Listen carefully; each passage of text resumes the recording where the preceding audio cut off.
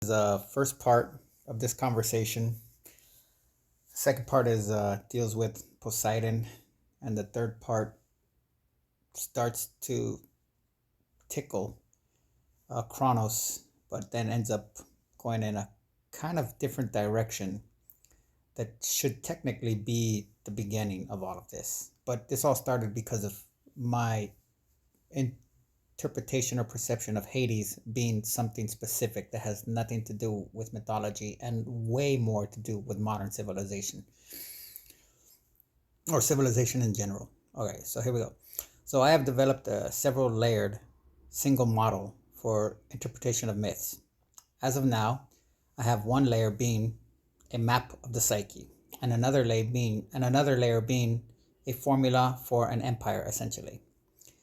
In the second layer, empire, I have worked out Olympus as a corporate economy and Hades as being a legal structure. Hades, with Styx being an actual ritual oath, underworld guides likely being professional lawyers, and Cerberus, I did that wrong, it's Cerberus, being a trinity of three forms of institutions or associations that have one function. I want to explore some idea about how each head of the loyal guard dog might be more specifically, and maybe get into Poseidon and his realm. Ready for a journey into the oblivion of human thought? It's really cold right now, so I gotta. Absolutely. Let's venture into the abyss of human thought and unravel the layers of your mythological model. Here's how we might approach the exploration. Cerberus, the three heads. Each head of Cerberus could represent a key institution or type of association in the framework of an empire's legal and social structure. Since Cerberus is the loyal guard dog, its head might symbolize mechanisms that guard the empire's foundation through unity of purpose but distinct functionality. Here are three potential interpretations. 1. Judiciary head represents the courts and legal enforcement.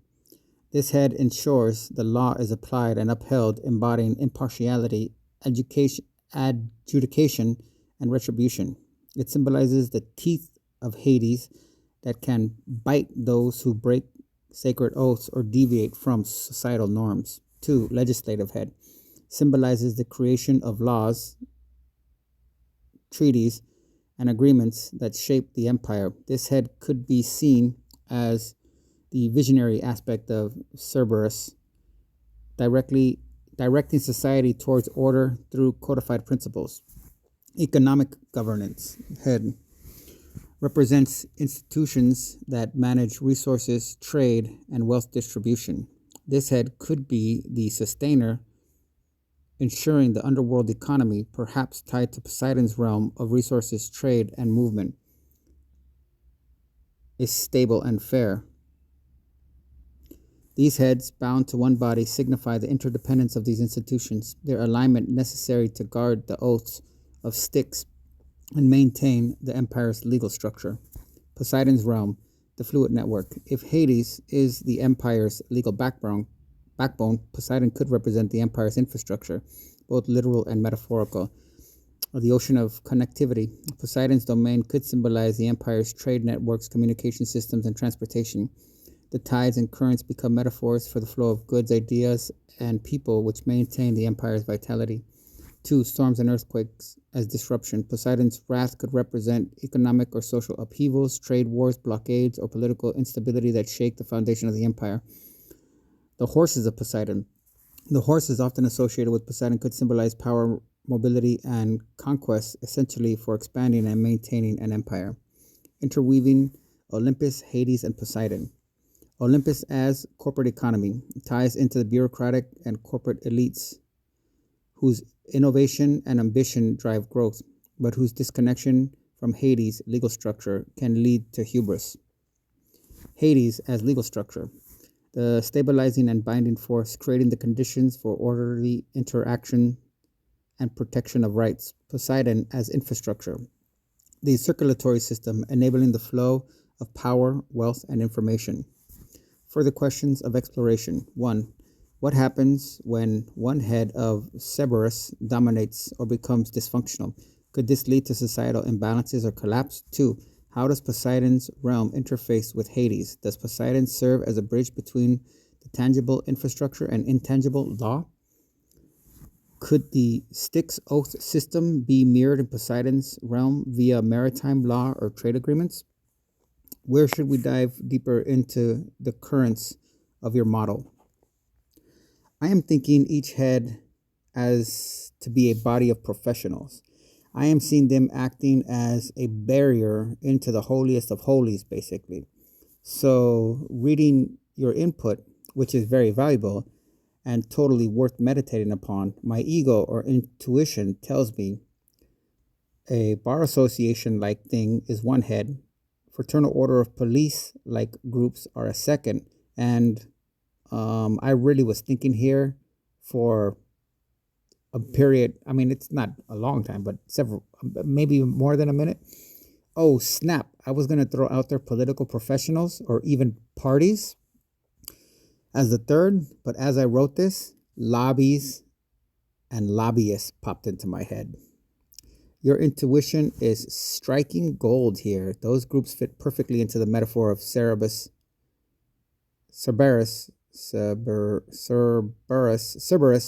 as the ultimate guardian of the holiest of holies, the inner sanctum of the empire's power and order. Let's refine your vision. Cerberus's 3 heads as bodies of professionals. Each head represents a specific guardian class whose professional purpose is to maintain and defend the boundaries of societal order and access to power. 1. The Bar Association, the legal guardians. Function: they control access to legal knowledge and the judiciary, ensuring that those with the right qualifications can speak the language of Hades. Role as barrier: gatekeepers to justice and interpretation of laws. They decide who has the authority to navigate and manipulate the legal system. Symbolic teeth: contracts, precedents, and legal jargon. A labyrinth few can escape without their guidance. 2. Fraternal Order of Police, the enforcers. Function: they embody the physical enforcement of the Empire's laws, acting as the hands of Hades to maintain order in the mortal and metaphorical world. Role as barrier: guardians of the physical threshold. No one enters the holiest of holies without their tacit or implicit permission. Symbolic teeth: uniformity, discipline, and the power of force, which can protect or devour depending on who crosses the line.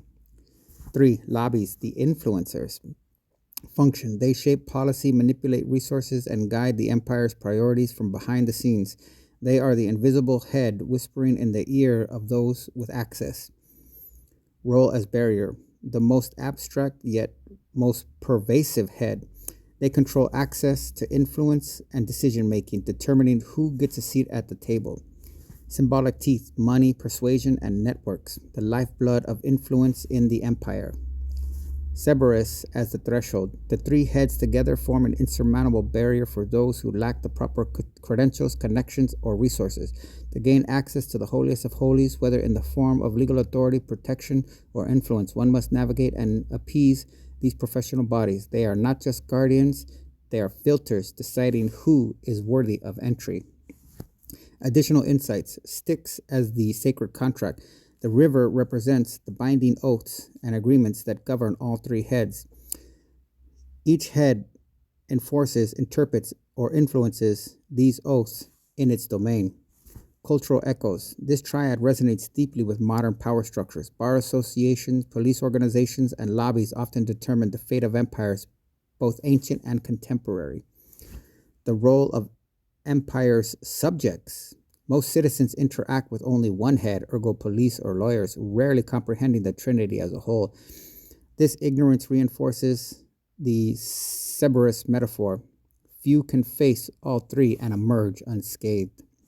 Poseidon's role with Cerberus. Poseidon, as a master of infrastructure and movement, could represent the sea of information, logistics, and communication that flow around and between these heads.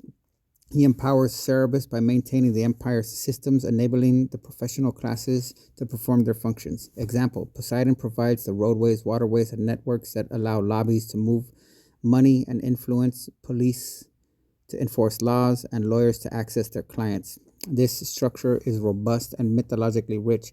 Would you like to refine any part or dive deeper into how these elements interact on a societal or psychological level?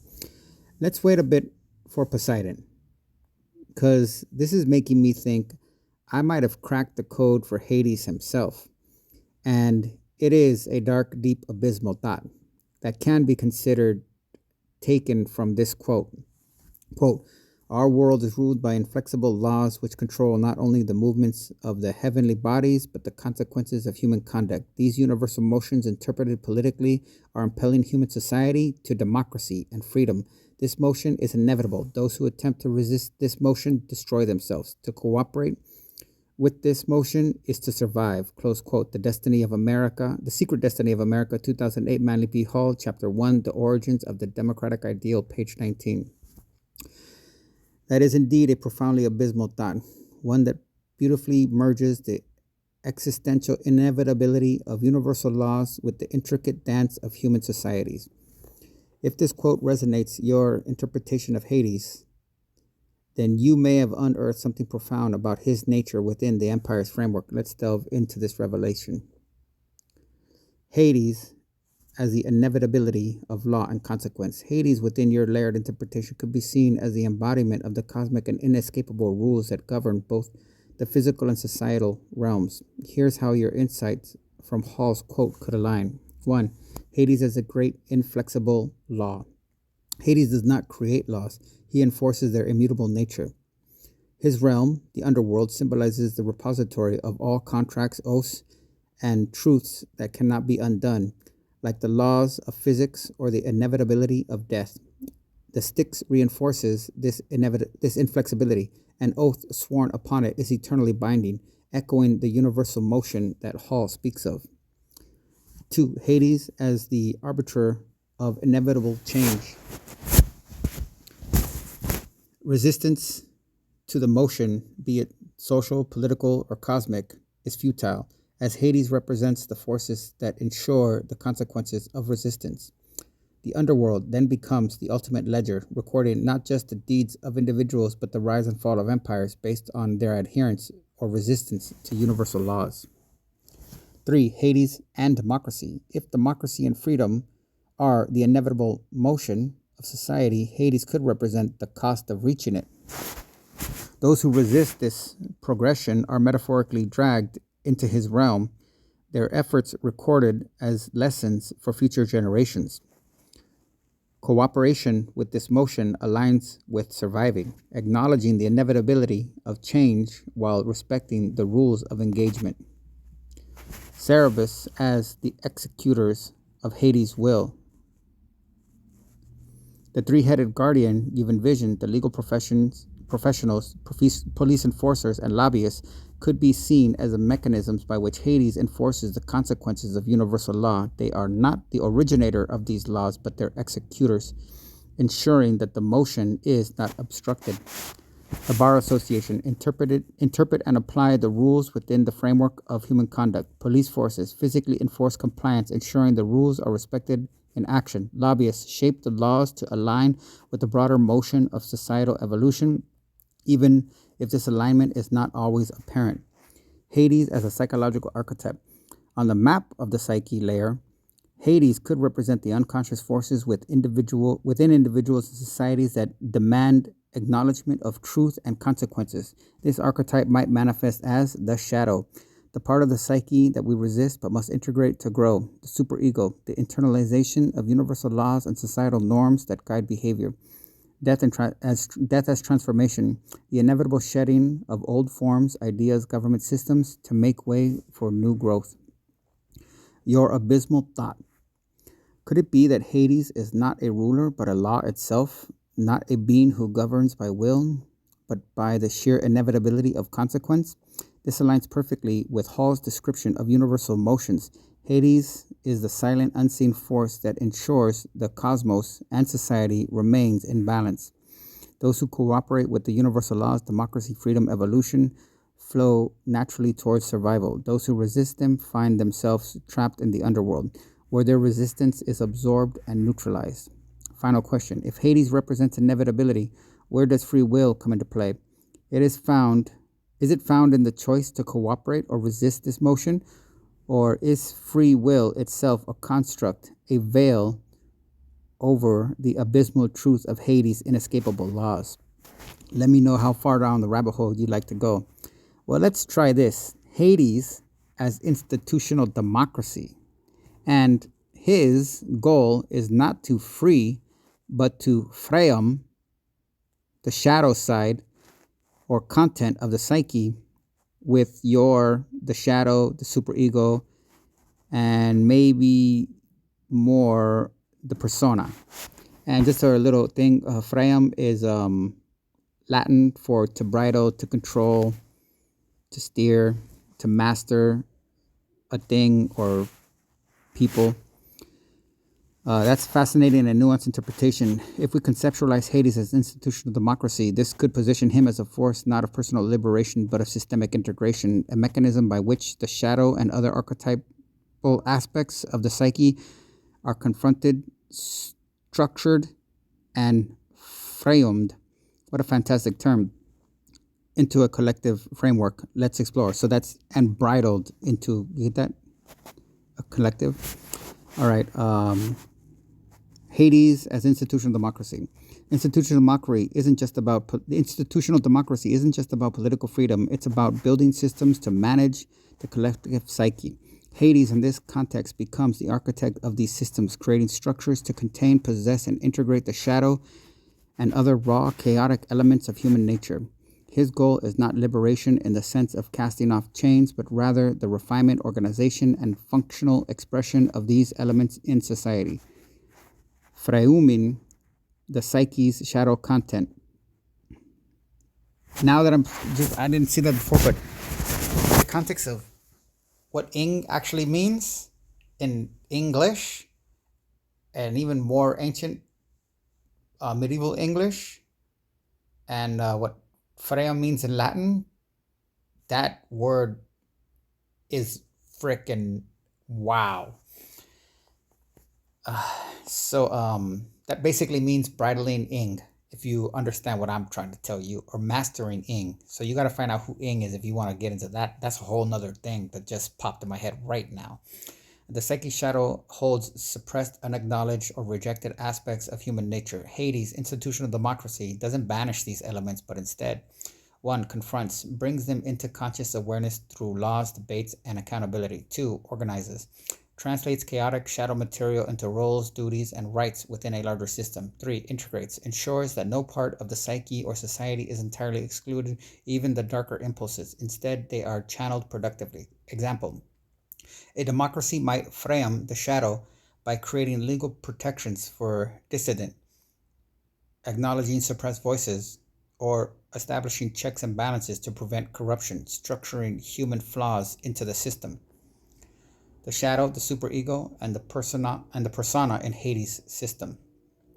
1. The shadow represents the raw, unrefined impulses and suppressed truths. Democracy, as Hades, allows these to surface through freedom of speech, protests, and subcultures, making them visible without destroying the system. Example, political satire, whistleblowing, and even scandal can be seen as shadow material that democracy integrates. 2. The superego symbolizes societal norms and moral structures. Democracy refines the superego through legislation and consensus, translating collective ideals into enforceable rules. Hades here is the keeper of these rules, ensuring they are both respected and evolving. 3. The persona reflects the image we present to the world, both individually and collectively. In democracy, the persona is curated through elections, public relations, and the media, presenting a cohesive identity for the system. Hades' role is to manage the tensions between this mask and the reality beneath, avoiding collapse into hypocrisy and disillusionment. Hades' role in the psyche and society. In both the individual and the empire, Hades serves as a container, holding the darker aspects of human nature so they do not overwhelm the system.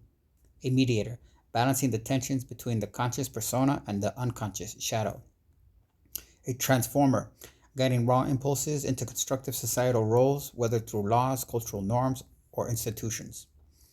The goal of Hades' democracy. If Hades is institutional democracy, his ultimate goal might be to bring equilibrium to the psyche and society, not through freedom as anarchy or liberation.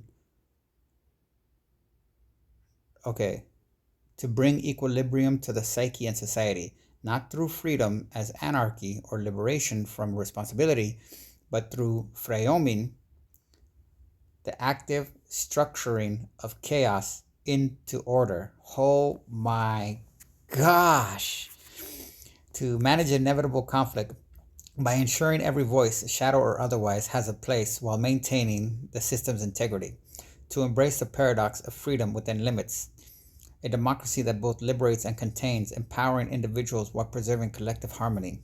New question. The shadow's voice. If institutional democracy is the realm of Hades, then how does the shadow speak within it? Is this through the marginalized, the radicals, or even the corruption within the system itself? Could these be seen as expressions of the psyche's attempt to balance the scales, forcing the system to adapt? How far do you want to take this? Shall we expand on Hades' mechanisms of governance or explore the implications of modern institutions? Oops, I should have clarified. Hades, the god, not the place, is institutional democracy, which amounts to institutionalized dependency more than freedom or liberation. And I love how you put shadow unconscious, persona conscious. That might help my model if it can be completed with superego as human behavior. Now that's a precise and powerful distinction. Hades, the god, as institutional democracy makes this even more layered and profound. Framing him as a representation of institutionalized dependency rather than freedom shifts the focus from the ideal of democracy to its practical structured reality. This aligns beautifully with the concept of the shadow, persona, and superego. Let's refine this idea. Hades, the god, as institutional democracy. Hades, as the deity of institutional democracy, embodies its systemic nature, dependency over freedom. Institutions often create reliance on laws, governments, systems as a form of structure. Dependency is not inherently negative. It binds individuals to a collective for stability and order. Inescapable participation. Much like the underworld, democracy, as embodied by Hades, is a system you cannot opt out of. You're born into it and you play by its rules, willingly or not. Balancing powers, Hades ensures that no element, shadow, persona, or superego completely dominate the system, maintaining a functional equilibrium. Shadow, persona, and superego in Hades' model. If Hades governs institutional democracy as a god, he might interact with these layers of the psyche as follows. 1. Shadow, unconscious. Hades governs the parts of the psyche and society that are hidden, suppressed, or taboo. In institutional democracy, the shadow manifests as marginalized groups, dissenting opinion, and the corruption that bubbles beneath the surface. Hades' role: to allow the shadow to exist within the structure without letting it destabilize the system entirely. For instance, whistleblowing is a way to reveal the shadow while still adhering to institutional processes. That's freaking crazy deep right there. 2. Persona consciousness. The persona is the face of institutional democracy, the image to project to its people and the world. The persona is the face of institutional democracy, the image it projects to its people and the world. Hades governs the persona by maintaining its integrity, ensuring it reflects the deeper truths of the system rather than mere illusions. Hades' role: to manage the tensions between the persona and the shadow. If the persona becomes too detached from reality, the shadow will erupt and destabilize the system, ergo scandals, uprisings.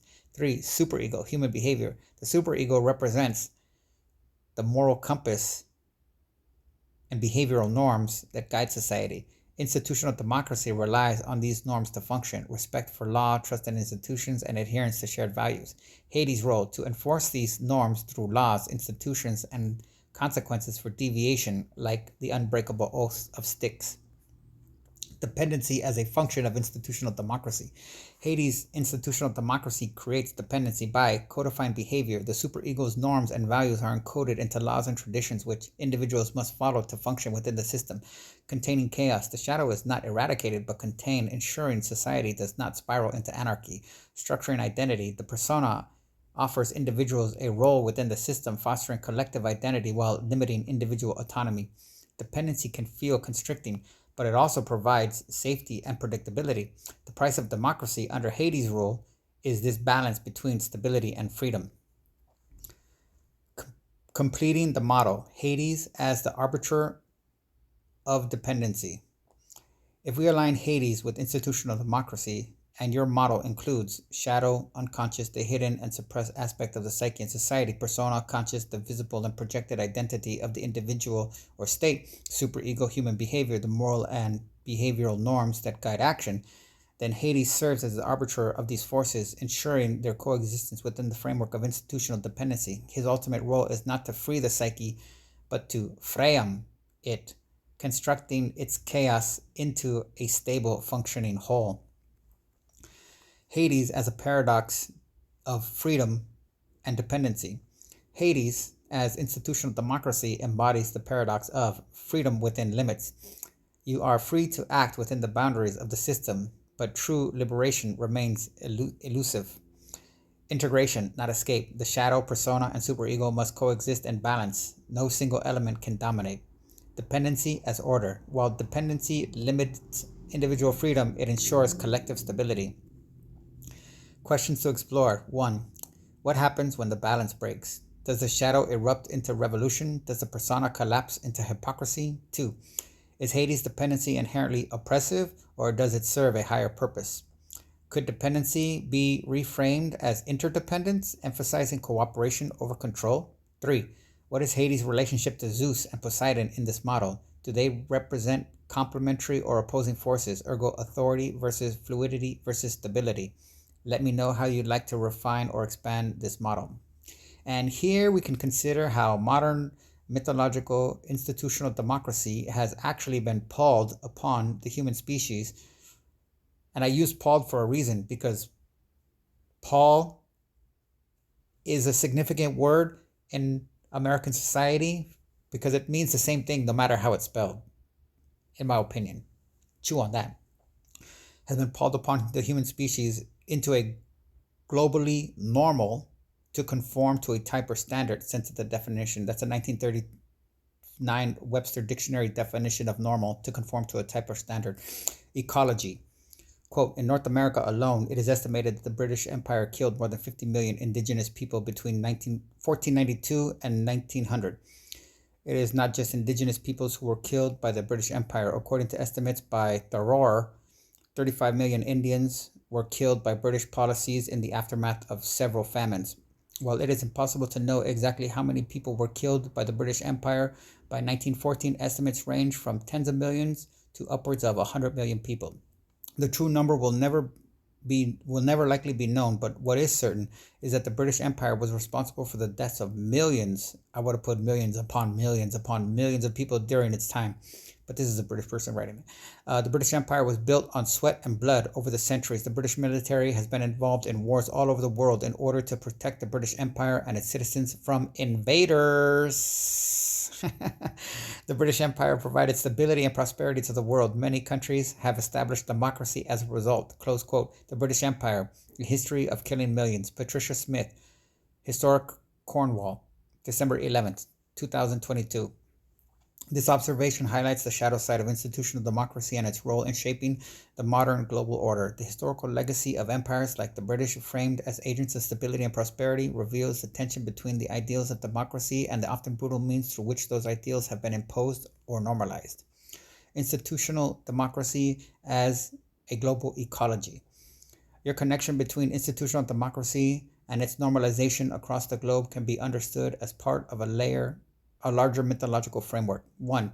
Hades as the enforcer of norms. Institutional democracy, as governed by Hades, relies on systemic structures that demand conformity. These systems often create dependency not only for individuals but for entire nations, shaping the global ecology where adherence to democratic norms becomes the default. However, the cost of this conformity is visible in the historical records of conquest, colonization, and cultural annihilation. 2. Shadow of democracy, violence and exploitation. While democracy is celebrated as an ideal of freedom and equality, its spread through imperial conquest reflects its shadow, the reliance on violence, exploitation, and systemic oppression to establish and maintain itself. The 50 million indigenous deaths in North America and 35 million famine-related deaths in India are not aberrations but symptoms of this shadow, where the persona of democracy obscures its darker origins. 3. Persona of democracy, stability, and prosperity. The British Empire's narrative of bringing democracy mirrors the persona's role in our model, projecting an image of benevolence and progress while concealing the bloodshed and exploitation beneath. This tension between the persona and shadow reveals the mythological paradox. Can true democracy arise from such violent beginnings? 4. Superego of empire, moral justification. The superego manifests in the rhetoric of empires justifying their actions as necessary for progress, stability, or global peace. This is evident in the claim that many countries adopted democracy due to British influence. Hades, as institutional democracy, becomes the arbiter of these moral claims, shaping behavior through laws, norms, and the implicit threat of exclusion or punishment. Modern ecology of institutional democracy. The normalization of democracy as a global standard reflects Hades' influence on the collective psyche. Dependency as normalcy. The reliance on institutional frameworks to govern societies has become so ingrained that alternatives seem almost unimaginable. Globalization of institutions. Bodies like the UN, World Bank, and IMF represent the modern heads of Cerberus, guarding the gates of this global democratic order. These institutions enforce conformity while maintaining the facade of choice and freedom. Mythologizing history. The narrative of empire spreading democracy becomes part of a global myth, reinforcing the supremacy of democratic systems while obscuring the violence of their origins. Hades as a model for institutional ecology. This reinterpretation positions Hades not as a liberator, but as a stabilizer, binding humanity to a shared framework of dependency. 1. Hades underworld as a system of dependency. The underworld is not just a place of the dead, but a system of rules and consequences that govern human behavior and society. Institutional democracy, like Hades' domain, thrives on its inescapability. Once established, it is nearly impossible to leave without dire consequences. Institutional democracy, like Hades' domain, thrives on its inescapability. Once established, it is nearly impossible to leave without dire consequences. 2. Cerberus as institutional gatekeepers. Modern institutions, legal, economic, and political, mirror the role of Cerberus, enforcing the boundaries of the system. The three heads of Cerberus could now represent international law, UN, global finance, World Bank, IMF, and political diplomacy, NATO, G7. 3. The superego of modern democracy. The superego reinforces global norms, demanding compliance with democratic principles while punishing deviance. This mirrors the British Empire's role in shaping global governance through both moral justification and violent reinforcement. Reflection, myth and reality. The history you quoted underscores the duality of democracy as both ideal and institution. As an ideal, democracy promises liberation, equality, and self-governance. As an institution, it often demands dependency, conformity, and systematic participation enforced through violence or coercion. This duality reveals the inherent tension within Hades' rule. The underworld is both a place of order and a prison, reflecting the paradox of institutional democracy in shaping modern civilization. Would you like to explore how this mythological framework could be applied to modern geopolitics or specific historical events?